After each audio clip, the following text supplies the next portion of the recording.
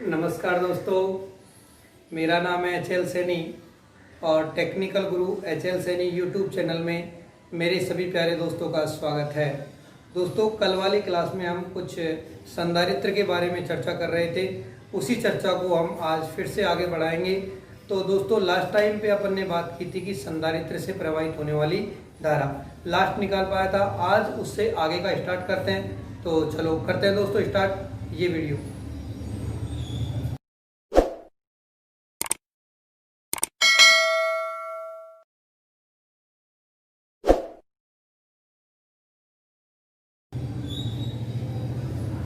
हाँ जी, तो last class में अपन ने बात की थी संधारित्र से प्रवाहित होने वाली धारा।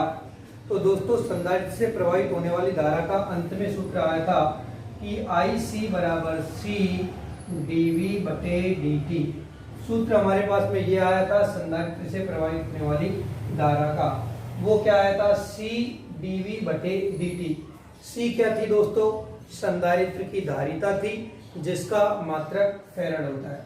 C यहाँ पर क्या था? संधारित्र की धारिता थी जिसका मात्रक क्या होता है प्यारे दोस्तों? फैराड।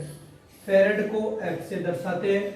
और यहाँ पर जो dV बटे dt है वो है वोल्टेज में परिवर्तन की दर। dV बटे dt को क्या कहते हैं प्यारे दोस्तों? वोल्टेज में परिवर्तन की दर। दोस्तों, एक बार आप सभी लोग कमेंट करके मुझे ये बताएं कि जो मैं लिख रहा हूँ फॉन्ट साइज क्या प्रॉपर है, क्या आपको दिखाई दे रही है?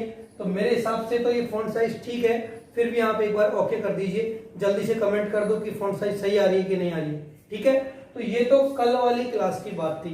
अब आगे की बात करते हैं। तो दोस्तों, यदि मुझे यहाँ पर अचानक से परिवर्तन करना हो वोल्टेज में, तो यदि मुझे वोल्टेज में अचानक से परिवर्तन करना होगा तो मेरा समयांतराल कौन सी ओर जाएगा?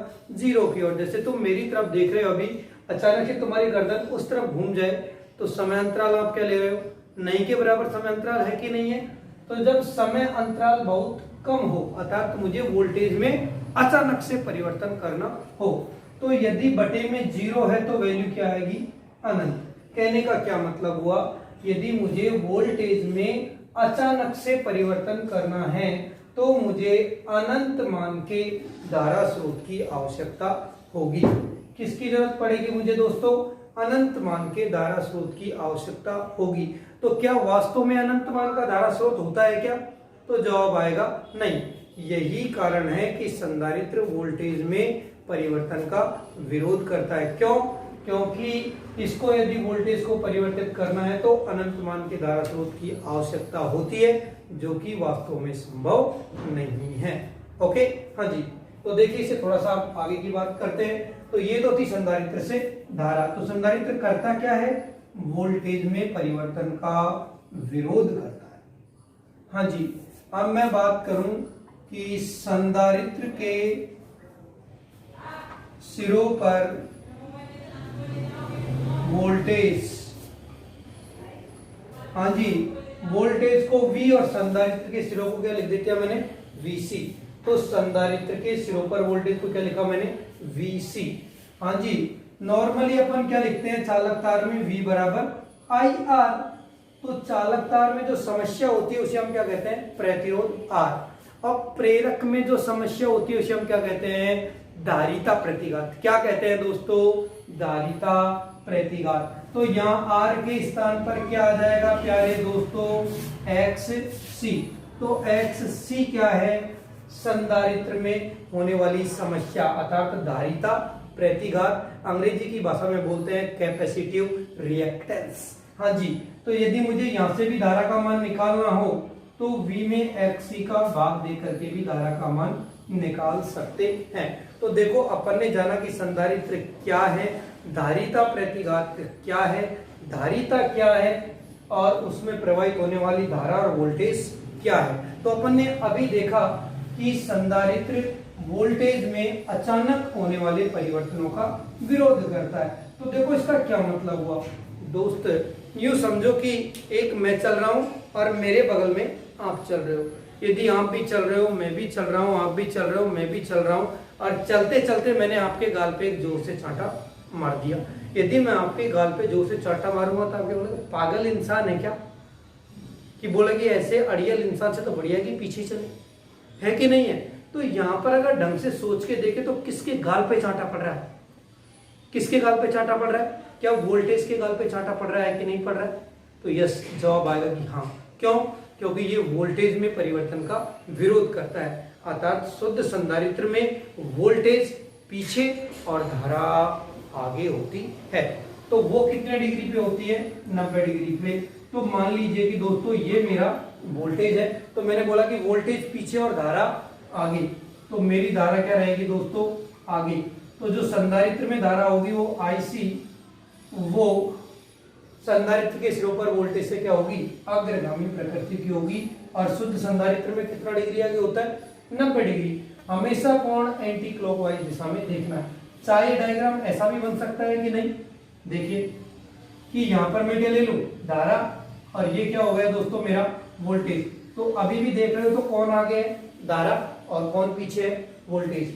या फिर तुम इसको इस तरीके से भी देख सकते हो कि ये हो गई मेरी धारा और ये हो गया मेरा वोल्टेज। तो देख रहे हो, चाहे डायग्राम एग्जाम में ये बनाए, चाहे ये बनाए, चाहे ये बनाए, हमको समझना क्या है कि शुद्ध संधारित्र में धारा आगे होती है और वोल्टेज पीछे, क्योंकि यहाँ पर वोल्टेज का विरोध होता है, जिसका अपोज होगा, जिसका विरोध होगा, वो हमेशा क्या रहता है, पीछे। तो आप देख रहे हो कि धारा और वोल्टेज के बीच में कितना डिग्री का कोण है, 90 डिग्री का कोण है।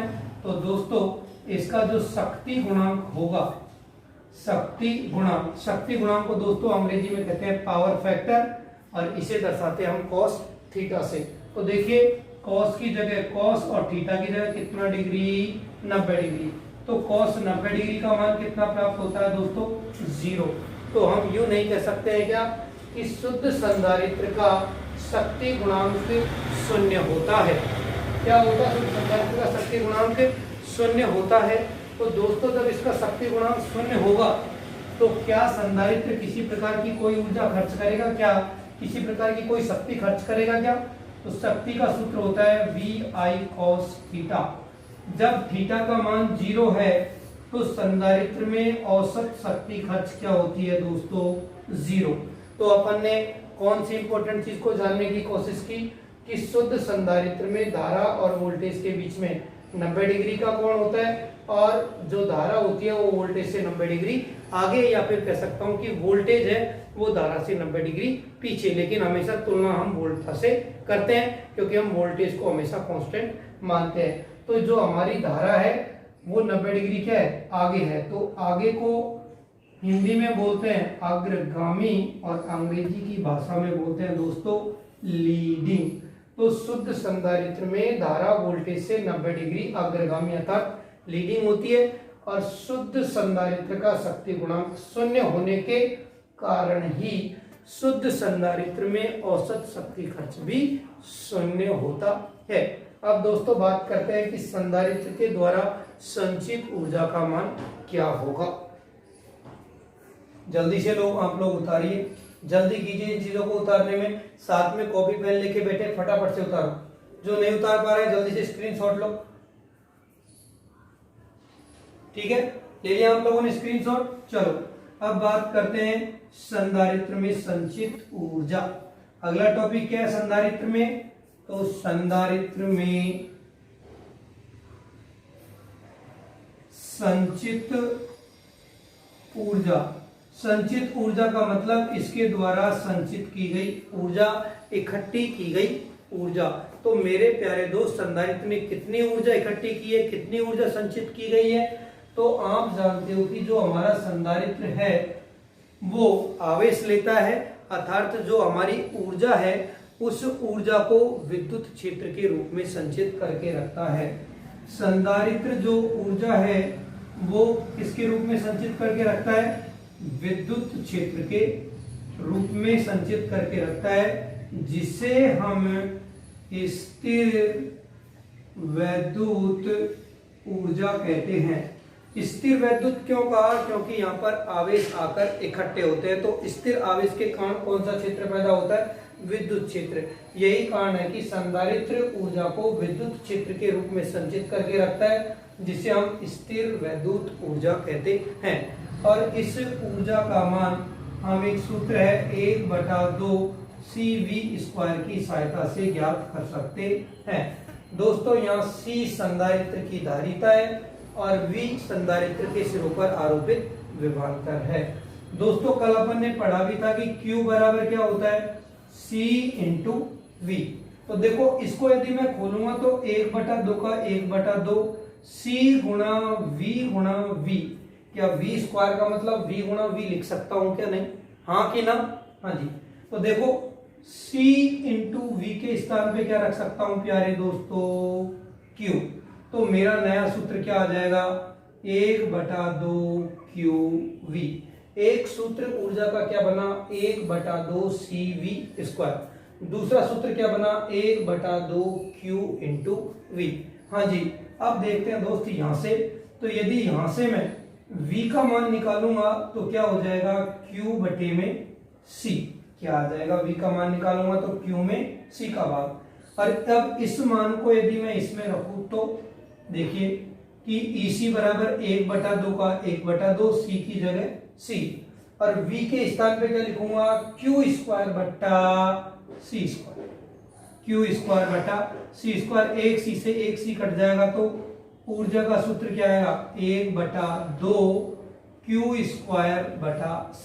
तो देखो मेरे प्यारे दोस्त, ऊर्जा का एक सूत्र हो गया 1/2 CV², दूसरा सूत्र हो गया 1/2 Q × V, और तीसरा सूत्र क्या आ गया, 1/2 Q²/C। दोस्त जब C और V दे तो ये सूत्र, जब Q और V दे तो ये सूत्र, और जब Q और C दे तो इस सूत्र को काम में लेते हैं।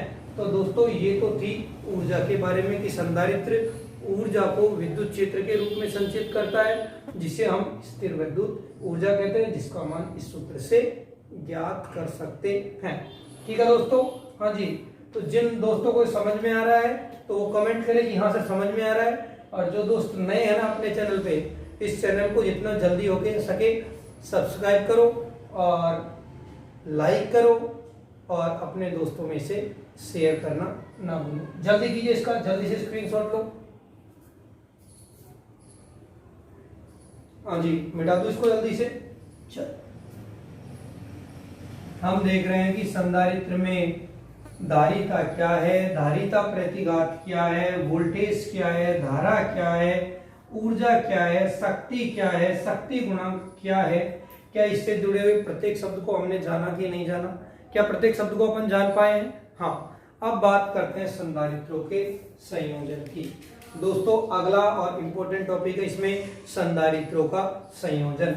दोस्तों तीनों संयोजन को मैं एक ही स्क्रीन पे समझाने की कोशिश करूंगा, सिर्फ आपका दिमाग यहीं पर होना चाहिए। हाँ जी, पहला बात करते हैं श्रेणी क्रम संयोजन। किसके श्रेणी क्रम संयोजन की बात कर रहा हूं दोस्तों? संधारित्रों के श्रेणी क्रम संयोजन की। अंग्रेजी की भाषा में इसे बोलते हैं सीरीज कनेक्शन। क्या कहते हैं प्यारे दोस्त? Series connection. तो मान लो एक संधारित्र ये है, दूसरा संधारित्र ये है, और तीसरा संधारित्र ये है, और ये मेरी कोई सप्लाई इसको दे रखी है। इसकी धारिता C1, इसकी धारिता C2 और इसकी धारिता C3 है, और इसके सिरों पर जो वोल्टेज है वो V1 है, इसके सिरों पर है उसको मान लिया V2 है, और इसके सिरों पर जो वोल्टेज है उसे मैंने मान लिया है V3। दोस्तों डेरिवेशन करने की तो कोई आवश्यकता है नहीं, हम डायरेक्ट ध्यान रख सकते हैं कि जो काम प्रतिरोधों के श्रेणी क्रम में होता है या समांतर में होगा, और जो काम प्रतिरोधों के समांतर क्रम में होता है संधारित्रों के श्रेणी क्रम में। तो दोस्तों 1/CT, CT का मतलब तुल्य धारिता। तो तुल्य धारिता बराबर होता है 1/C1 plus 1/C2 plus 1/C3। 4 होंगे तो दोस्तों कर देंगे 1/C4, 5 होंगे तो 1/C5। लेकिन दोस्त यदि आप इसी सूत्र को 2 के लिए लगाओगे तब भी आंसर जरूर आएगा। लेकिन दोस्त 2 के लिए एक सीधा फार्मूला होता है जो बहुत ही आसान है। तो केवल 2 के लिए, कितने के लिए? केवल 2 के लिए, 2 संधारित्र। कितने के लिए? दो संधारित्र, दो संधारित्र के लिए वो होगा जो अपन ने प्रतिरोध में देखा है। तो यहां पर क्या हो जाएगा, Ct बराबर C1 C2 बटे C1 प्लस C2। तो यदि हमारे पास में केवल दो ही दो ही संधारित्र हों और दोनों कौन से क्रम में जुड़े हुए हों, श्रेणी क्रम में, तो उसकी तुल्य धारिता होती है C1 C2 बटे C1 प्लस C2। देखो कैसे, इसका मतलब ये है कि यदि दो संधारित्र दे रखे हैं तो उसको रटने की जरूरत ही नहीं है, दोनों को एक बार गुणा करना है और दोनों को एक बार जोड़ना है और जोड़कर क्या लगा देना है, भाग। लेकिन ये भी तो हो सकता है दोस्त, ये संधारित्र C हो, ये भी C हो और ये भी C हो। तो जब सभी संधारित्र समान मान के हो और तब धारिता पूछे तो दोस्तों तब धारिता निकालते हैं C बटा N से। कैसे दोस्त, क्योंकि एक के दो अगर यदि समान मान के तो 1 बटा C तो कितना हो जाएगा 2 बटा C और उल्टा करेंगे तो C बटा 2। ऐसे यदि n संधारित्र श्रेणी में जुड़ेंगे तो उनकी तुल्य धारिता C बटा N होगी। और यहाँ n क्या है कि श्रेणी क्रम में जुड़े हुए संधारित्रों की संख्या। ठीक है, तो ये बात तो थी इसकी श्रेणी क्रम संयोजन की। सभी का एक साथ स्क्रीनशॉट लेना। अब मैंने श्रेणी को समझा दिया है, अब बात करते हैं समांतर की। समांतर क्रम, और इसे अंग्रेजी की भाषा में कहते हैं पैरेलल कनेक्शन। मेरे प्यारे दोस्त, यदि ये एक संधारित्र है, ये एक संधारित्र है और ये एक संधारित्र है और इनको मैंने किसी सप्लाई से जोड़ रखा है। ओके, इसकी धारिता C1, इसकी धारिता C2 और इसकी धारिता क्या है प्यारे दोस्तों, C3 है। तो समांतर क्रम में यदि मुझे तुल्य धारिता निकालनी पड़ेगी तो समांतर क्रम में वही सूत्र काम में लूंगा जो प्रतिरोधों के श्रेणी क्रम में। और प्रतिरोधों के श्रेणी क्रम में क्या होता है कि R1 plus R2 plus R3। तो यहां पर वो क्या हो जाएगा, C1 plus C2 plus C3। तो हम ऐसा कह सकते हैं क्या कि जो काम प्रतिरोधों में होता है संधारित्रों में उसका विपरीत होता है। श्रेणी का समांतर में और समांतर का श्रेणी में होता है। और यहाँ पर यदि समान मान के जुड़ेंगे तो Ct बराबर क्या हो जाएगा, N इंटू C। तो यहाँ N क्या है, समांतर क्रम में जुड़े हुए संधारित्रों की संख्या है। तो ये तो मैटर था किसका, समांतर क्रम का। ये मैटर किसका था, श्रेणी क्रम का। अब बात करते हैं दोस्तों सबसे इंपॉर्टेंट टॉपिक, और वो है संधारित्रों का स्टार डेल्टा संयोजन। हाँ जी, तो संधारित्रों का स्टार डेल्टा संयोजन अंग्रेजी में बोलते हैं स्टार डेल्टा कनेक्शन। दोस्तों मैंने आपको प्रतिरोधों का स्टार डेल्टा संयोजन समझाया हुआ है, तो वहां आपने देखा होगा कि जब प्रतिरोधों में निकालते हैं तो जो डेल्टा में मान होता है वो स्टार के मान का 3 गुना होता है। जिन दोस्तों ने ये प्रतिरोधों का स्टार डेल्टा संयोजन नहीं देखा है वो मेरे प्यारे दोस्त उस वीडियो का लिंक मैं डिस्क्रिप्शन में दे रहा हूं, उसको वहां से तुम क्लिक करके देख सकते हो। तो ये तो प्रतिरोधों का मैटर था। अब हमको करना किसका है, संधारित्रों का। तो देखिए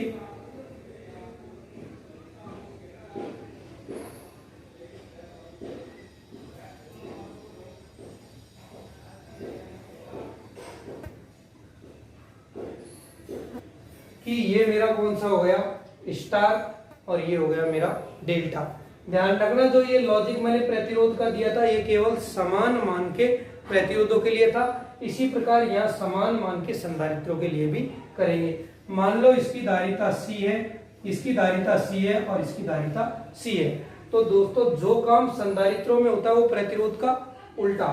तो दोस्तों जो यहाँ पर स्टार में जो होता है धारिता का मान वो डेल्टा में मान का कितना गुना होता है, 3 गुना होता है। तो मैं यूं कह सकता हूं क्या कि स्टार में धारिता का मान डेल्टा में धारिता के मान का 3 गुना होता है। लेकिन यदि मुझे डेल्टा में धारिता निकालनी पड़ेगी तो स्टार में जो धारिता आएगी उसमें कितने का भाग लगाना पड़ेगा, 3 का। तो देख रहे हो कि जो काम प्रतिरोधों में हो रहा है उसका जस्ट उल्टा किसमें हो रहा है, संधारित्रों में। तो डेल्टा में जा रहे हैं तो धारिता क्या हो रही है, घट रही है कि नहीं घट रही है। तो ये हो जाएगा C बटा 3, ये हो जाएगा C बटा 3, और ये हो जाएगा प्यारे दोस्तों C/3। अब आप सभी लोग श्रेणी, समांतर और स्टार डेल्टा सभी का स्क्रीनशॉट खींच ले, या फिर अपने पेन को भी साथ में लेके बैठे हो तो उसको लिख लीजिए। ठीक है दोस्त, जल्दी से आप स्क्रीनशॉट लो इसका।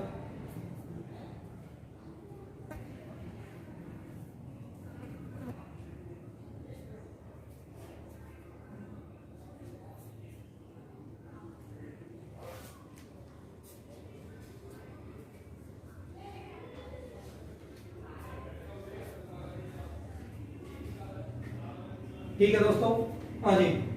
अब बात करेंगे, ये तो हो गई सारी थियोरेटिकल बातें। अब बात करेंगे इनसे जुड़े हुए न्यूमेरिकल की। अब बात करेंगे इससे जुड़े हुए न्यूमेरिकलों की। तो सबसे पहले जो बात करेंगे वो बात करेंगे संधारित्रों के स्टार डेल्टा से जुड़े हुए न्यूमेरिकल के बारे में। तो हाँ सर, आप जल्दी से क्वेश्चन नंबर पहला लगा दीजिए। तो दोस्तों आपको स्क्रीन पर क्वेश्चन नंबर पहला दिखाई दे रहा होगा। हाँ जी, तो चलो क्वेश्चन को साइड में लगाओ। हाँ, क्वेश्चन नंबर पहला देखिए। क्वेश्चन नंबर पहला क्या कहना चाह रहा है कि मेरे पास में जो संधारित्र हैं वो किस में जुड़े हुए हैं, स्टार में जुड़े हुए हैं, जिसकी धारिता 3 फैराड है, इसकी भी 3 फैराड है और इसकी भी 3 फैराड है, और पूछना चाह रहा है कि इनकी डेल्टा में धारिता क्या होगी। क्या क्वेश्चन यही कहना चाह रहा है कि नहीं कहना चाह रहा है? तो दोस्तों मैंने आपको बताया था कि स्टार में जो धारिता होती है वो डेल्टा में धारिता के मान का 3 गुना होती है। तो सभी लोग इसका आंसर जल्दी से कमेंट सेक्शन में कमेंट करें कि आंसर कितना आ रहा है। तो यदि मुझे डेल्टा में मान चाहिए तो स्टार के मान में कितने का भाग लगाना पड़ेगा, 3 का। यदि मैं 3 में 3 का भाग लगाऊंगा तो कितना आएगा दोस्तों, 1 फैराड। 3 में 3 का भाग लगाऊंगा तो 1 फैराड। 3 में 3 का भाग लगाऊंगा तो कितना आएगा, 1 फैराड। कहने का क्या मतलब हुआ कि स्टार में मान अपन को दे दिया, पूछना किसमें चाह रहा है, डेल्टा में। तो क्या डायरेक्ट हम 3 का भाग लगा के मान निकाल सकते हैं कि नहीं निकाल सकते हैं? हाँ जी। तो जिन दोस्तों ने यदि नोट नहीं किया तो जल्दी से नोट करें।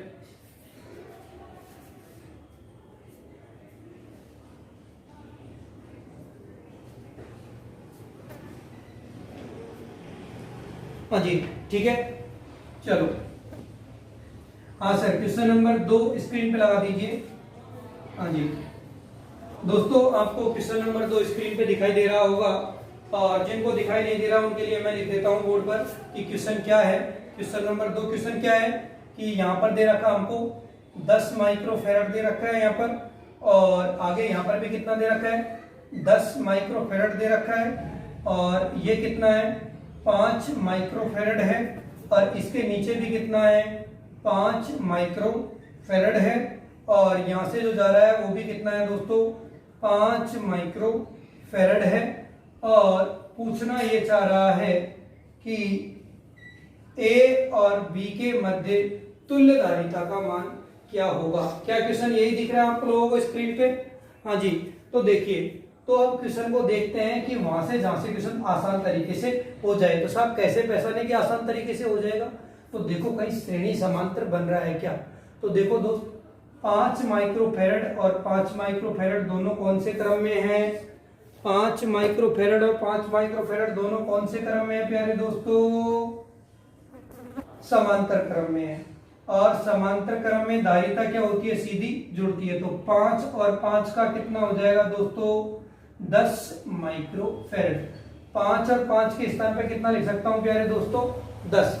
तो क्या ये हट करके इसके स्थान पर अकेला 10 माइक्रो फैराड का संधारित्र लिख सकता हूं कि नहीं लिख सकता हूं? 10 लिख पाऊंगा कि नहीं, हाँ कि ना? हाँ। अब देखो, ये 10 और ये 10 कौन से क्रम में है? श्रेणी क्रम में। जब समान मान के संधारित्र श्रेणी क्रम में हो तो फॉर्मूला क्या होता है, C/n। C का मान कितना है, 10, और इनकी संख्या 1 और 1 2। तो तुल्य धारिता कितनी आएगी, 5 माइक्रो फैराड। तो क्या इन दोनों के स्थान पर 5 माइक्रो फैराड लिख सकता हूं क्या? तो बिल्कुल लिख सकते हैं। तो दोस्त ये दोनों गायब हो जाएंगे और इन दोनों के स्थान पे कितना आ जाएगा, 5। कितना आ गया इन दोनों के स्थान पे, 5। अब आपको देख रहा होगा कि ये 5 और ये 5 दोनों कौन से क्रम में है, समांतर में। तो 5 और 5 का समांतर में कितना हो जाएगा, 10 माइक्रोफैराड। 5 और 5 कौन से क्रम में है, समांतर क्रम में। तो समांतर में सीधा जुड़ता है, तो 5 और 5 कितना हुआ, 10। हाँ जी। अब देखो इससे आगे इन दोनों को यदि मैं मिटाऊंगा तो अंत में आ क्या रहा है मेरे प्यारे दोस्त, यहाँ पर क्या आ जाएगा 10, और ये क्या हो गया बिंदु बी। तो देखो समान मान क्या है, तो तुल्यधारिता CT बराबर क्या होता है, C बटा N। इसका मान 10, इसका मान भी 10, तो 10 बटा 2 करूंगा तो 5 माइक्रोफैरड। हाँ जी, समझ में आया कि नहीं आया।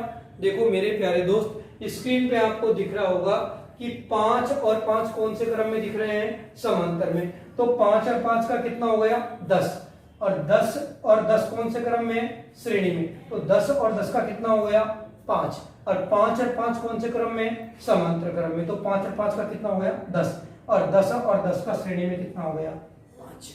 तो आंसर समझ में आया कि नहीं आया। ठीक है, जल्दी से ठीक है भाई, मिटा रहा। हाँ जी सर, जल्दी से आप लोग क्वेश्चन नंबर 3 लगा दीजिए।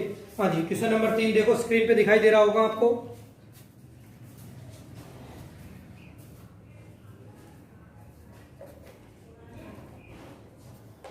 हाँ जी, क्वेश्चन नंबर 3 जिनको दिखाई नहीं दे रहा उनके लिए मैं लिख देता हूं फटाफट से कि एक ये 14 माइक्रोफैरड है और ये 12 माइक्रोफैरड है और ये भी 12 माइक्रोफैरड है, और यहां पर क्या दे रखा है, ये 14 माइक्रोफैरड। ये बिंदु ए है और ये बिंदु बी है। हाँ जी दोस्तों, जल्दी से देखो, ये 12 और 12 कौन से क्रम में है, समांतर क्रम में। 12 और 12 कौन से क्रम में है, समांतर क्रम में। तो 12 और 12 का समांतर में कितना हो जाएगा, 12 प्लस 12 करूंगा तो कितना आएगा मेरे प्यारे दोस्तों, 24 माइक्रोफैरड। हाँ जी, तो इन दोनों को हटा दूंगा कि नहीं हटा दूंगा, और इनके स्थान पे कितना आ जाएगा, सिंपल 1 आ जाएगा। हाँ जी, तो ये देखो, इसको छेड़ा था क्या अपन ने, नहीं छेड़ा, तो ये 14। इसको छेड़ा है, यहां साहब छेड़ा है, कितना आया है, 24। हाँ जी, ये कितना है, 14। अब आपको ये कौन से क्रम में नजर आ रहे हैं, ये कौन से क्रम में नजर आ रहे हैं आपको, तीनों के तीनों श्रेणी क्रम में। आप जल्दी से इन तीनों का श्रेणी क्रम हल करके आंसर कमेंट करें, जितना जल्दी हो सके कमेंट करें। मैं इसको हल नहीं कर रहा हूं, आप लोगों को इसको हल करके देना है। करने का सूत्र क्या है, 3 के लिए CT बराबर 1 बटा C1 प्लस 1 बटा C2 प्लस 1 बटा C3। जल्दी से कमेंट करो हल करके आप दोस्तों, जल्दी कीजिए।